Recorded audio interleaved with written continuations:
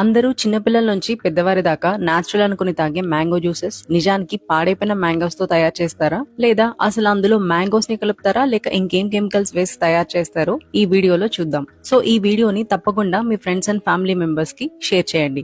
ముందుగా సంచుల నిండా అధిక మోతాదులో చెక్కని తెచ్చి ఈ పెద్ద ట్యాంకర్స్ లో వేస్తున్నారు. తర్వాత ఇంకో కంటైనర్ లో చాలా తక్కువ మోతాదులో మ్యాంగో పల్ప్ వేసి ఆ మిగిలిన పల్ప్ కూడా వదలకుండా అందులోనే కలుపుతున్నారు. అంటే రోగాలు రావాలి కదా మరి.